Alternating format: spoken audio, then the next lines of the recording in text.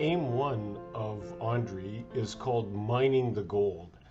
And this is where we're trying to leverage Andri's foundational study to generate impacts in diagnosis, treatment, and care.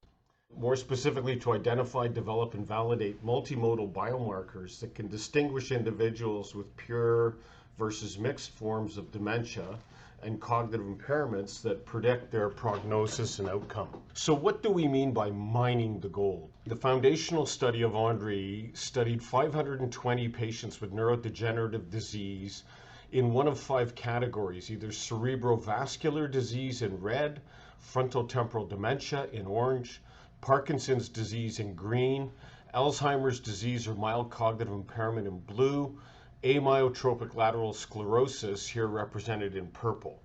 And each of these 520 patients was studied across multiple measurement platforms, including clinical, genomics, neuropsychology, gait and balance, eye tracking, 6 kinds of neuroimaging, retinal imaging, and finally molecular neuropathological analysis. And each of these patients was studied over a number of years, up to 3 years of follow-up visits.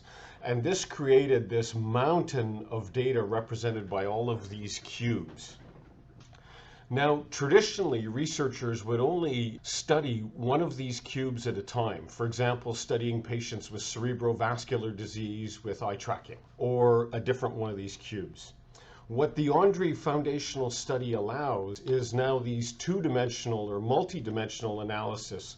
For example, we could study Parkinson's disease across a number of different platforms, or we could study a number of different diseases across one platform.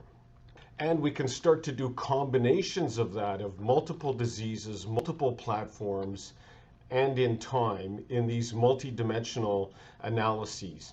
And this forms a new kind of science that can be done within Andri because of this mountain of data. And this represents the mining of gold of Aim 1 in Andri.